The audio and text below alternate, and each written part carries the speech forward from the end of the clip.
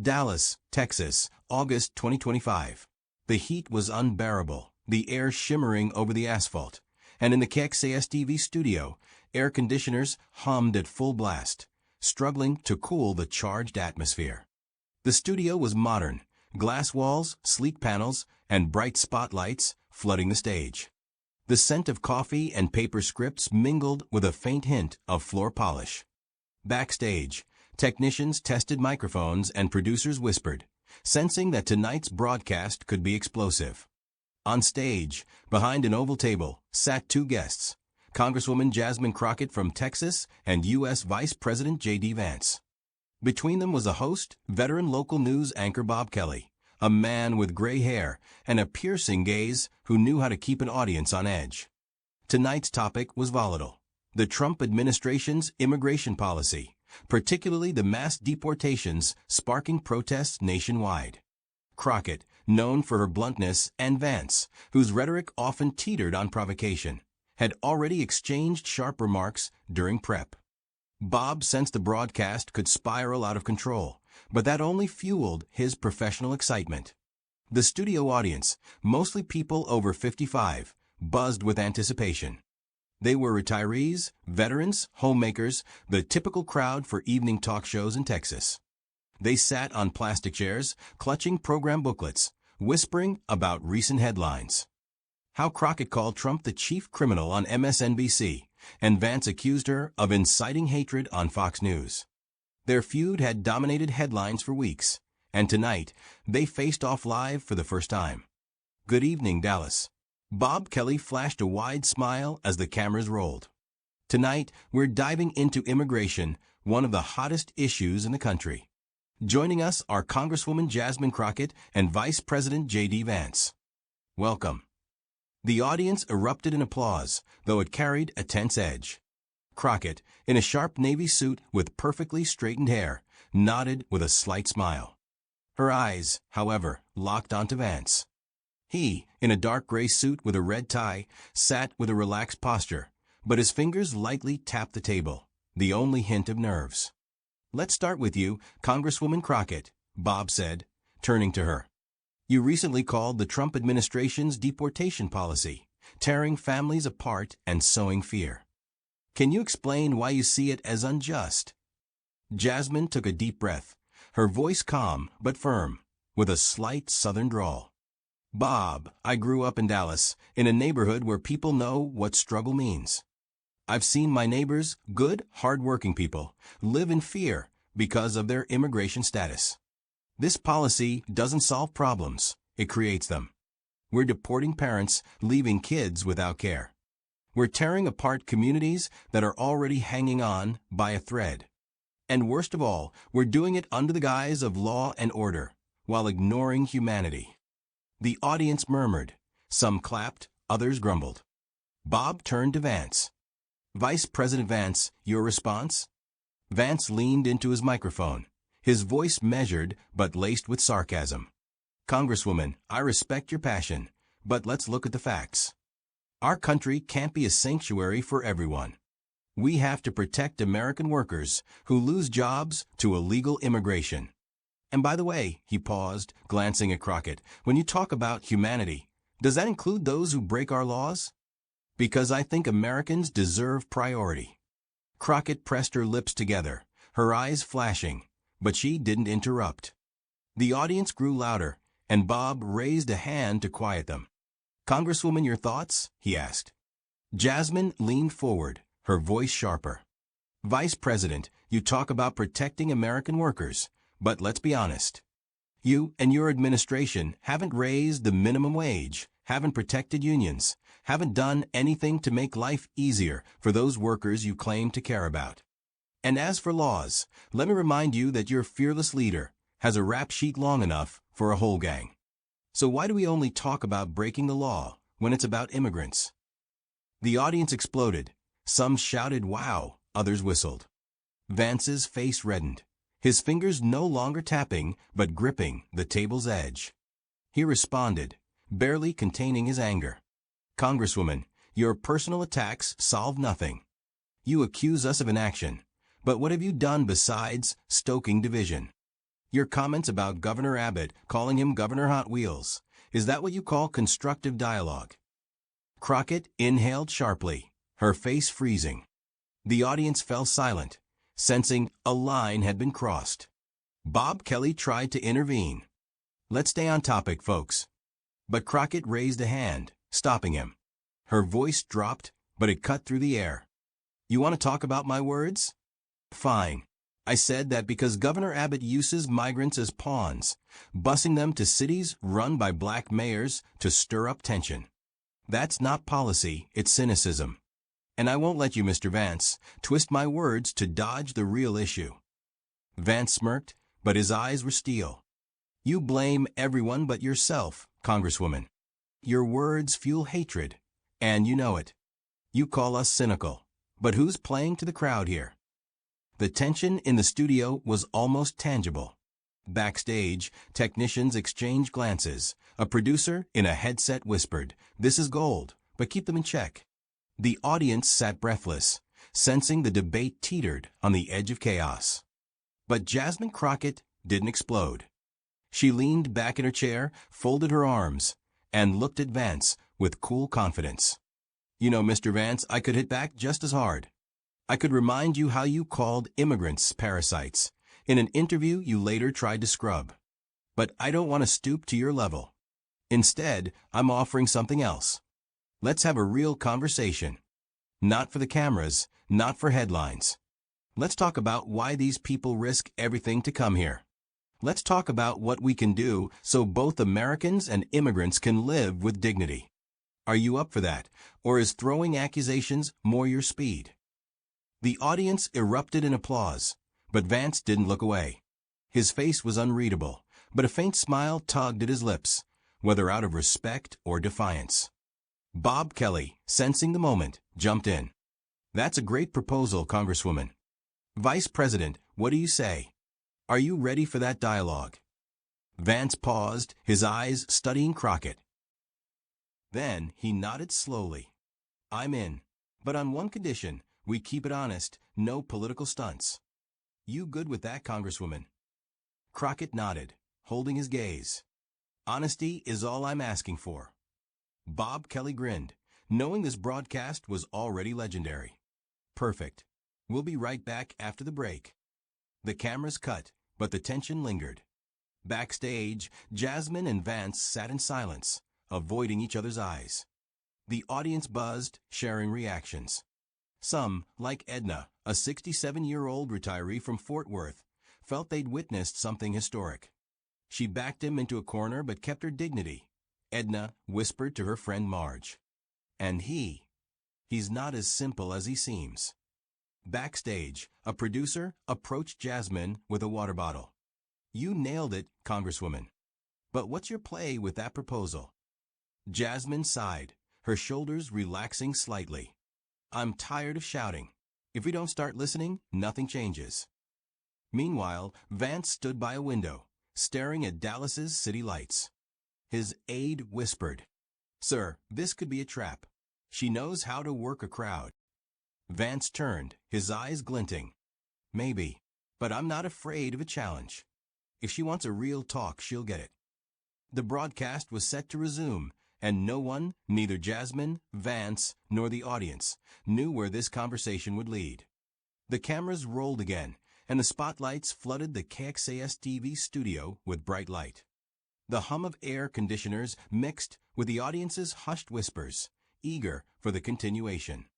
The coffee scent in the air now felt sharper, mirroring the unrelenting tension.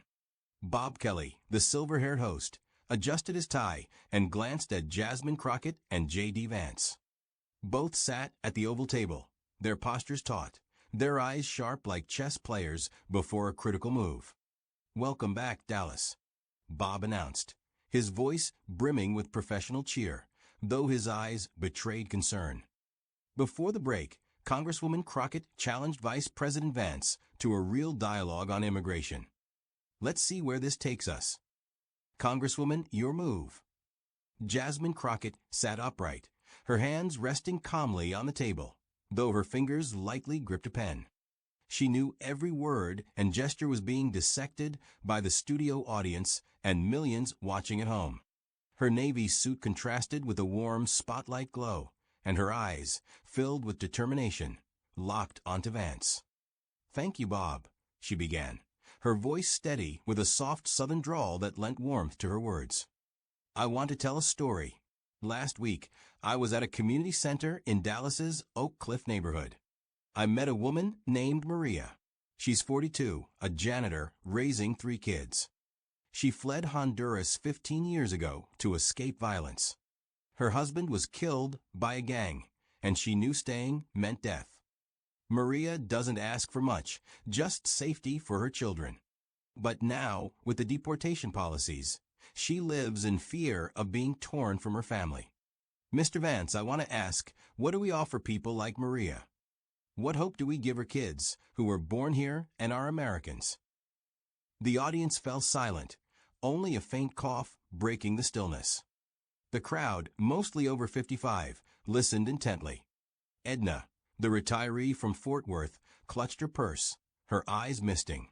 She'd raised 2 kids alone after losing her husband and knew the fear of an uncertain future. Vance listened, his face impassive, though a corner of his mouth twitched slightly. He leaned into his microphone, his voice calm but firm. "Congresswoman, I sympathize with Maria. No one wants families to suffer. But let me share another story. In Middletown, Ohio, where I'm from, I know people who lost jobs because of illegal immigrants willing to work for less. One of them is my neighbor, Tom, 58. He worked at a factory for 20 years, but was laid off when the company hired cheaper labor. Tom can't afford health insurance for his wife, who's fighting cancer. Congresswoman, what do I tell Tom? That his sacrifices don't matter, because we must open our borders to everyone." The audience stirred, some clapping, others muttering in dissent. Jasmine didn't break eye contact, though her brows lifted slightly. She knew Vance was skilled at tugging heartstrings, and his story was calculated. But she wasn't backing down. "Vice President," she replied, her voice deeper, "I'm not saying Tom's story doesn't matter. On the contrary, it shows our system is broken for everyone, Maria and Tom alike. But why do we blame Maria, who works for pennies to survive, instead of the companies that lay off Tom for profit? Why don't we talk about how big corporations dodge taxes and cut jobs while we argue about borders? Let's focus our energy on the real culprits." The audience erupted in applause, but Vance remained composed. He smiled, though a flicker of irritation crossed his eyes. "Congresswoman, you're deftly dodging responsibility. You talk about corporations, but your party has supported policies encouraging illegal immigration for years. You want a real dialogue? Then admit your ideas have consequences too." Jasmine pressed her lips together, her fingers tightening on the pen. She felt anger rising, but remembered Maria, her tearful eyes, her trembling hands. She recalled why she agreed to this broadcast. This wasn't just a fight for ratings, it was a fight to be heard. "Mr. Vance," she said, her voice low but piercing, "I admit our system isn't perfect. I admit we, as a country, haven't handled immigration as we should. But I don't admit that the answer is deporting people who are already part of our communities. I don't admit that we should punish Maria for seeking safety. And I certainly don't admit that we can't find a solution that works for everyone. You say you want honesty? Then tell me, what has your administration done to help Tom, besides using his story for political points?" The audience roared, people leaping to their feet. Edna, in the 3rd row, nearly spilled her coffee, clapping so hard. "That's the spirit," she exclaimed, turning to Marge, who nodded, grinning widely. Vance, however, wasn't fazed. He leaned back, his fingers resuming their tapping. He knew Crockett had struck a nerve, but he also knew he couldn't let her dominate. "Congresswoman," he replied, his voice cooler, "we're cutting taxes for small businesses, creating jobs in places like Middletown. But we can't do that effectively if our borders stay open to everyone. You want to help Maria? Fine, let's create a system where people like her can come legally, but only if it doesn't harm Americans. Are you willing to support that reform, or will you keep defending the status quo? Jasmine paused, her eyes narrowing. She knew Vance was trying to trap her. Agreeing would look like a concession. Refusing would paint her as inflexible. But she wasn't new to this game. I'm willing to support reform that respects human dignity and protects American workers, she said, her voice firm. But I won't support policies that weaponize fear. Let's get specific, Mr. Vance. Name one initiative your administration has proposed that would actually help both Maria and Tom. One concrete proposal. I'm waiting. The audience froze.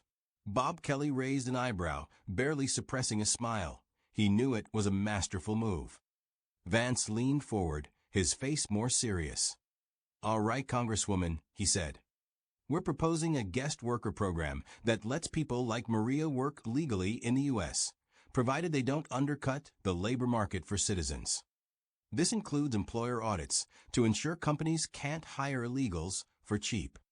But it only works with stronger borders. Will you back that, or is it too harsh? Jasmine nodded, her face calm, but her mind raced, analyzing his words. A guest worker program sounded reasonable on paper, but she knew such initiatives often left workers vulnerable to exploitation. She decided to go all in. That's an interesting proposal, Mr. Vance, she said. But let's clarify. Will this program include worker protections? Will these people have access to health care, fair wages, union rights? Because without that, your program is just a way to legalize cheap labor for the same corporations that fire Tom. So, Mr. Vance, are you for real reform or just another political stunt? The audience erupted, cheering and clapping. Bob Kelly raised a hand to calm them, but his eyes sparkled. He knew this broadcast was going viral. Vance, however, didn't flinch. He smiled, this time more genuinely.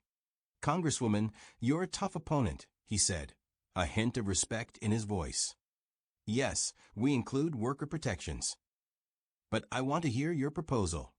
What would you do to balance Maria's and Tom's interests? Name one specific idea. Jasmine took a deep breath. She knew this was her moment. She could go on the attack, but instead, she chose something rare for such broadcasts, sincerity. I propose creating regional economic hubs, she said. In places like Dallas or Middletown, we can invest in training local workers like Tom for new industries, tech, green energy.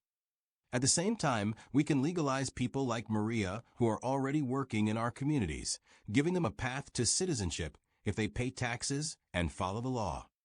This isn't just immigration reform, it's an economic strategy that lifts everyone. But it requires collaboration, not finger-pointing. The audience exploded, people standing and clapping. Edna wept, dabbing her eyes with a tissue. That's what I want to hear, she cried, turning to Marge, who squeezed her hand, nodding. Vance watched Crockett, his face thoughtful. He didn't clap, but his eyes betrayed that he was impressed. Bob Kelly, sensing the climax, jumped in. That's a powerful proposal, Congresswoman. Vice President, your response. Vance paused, then nodded. I agree we need collaboration, he said. Your ideas deserve consideration. But the devil's in the details.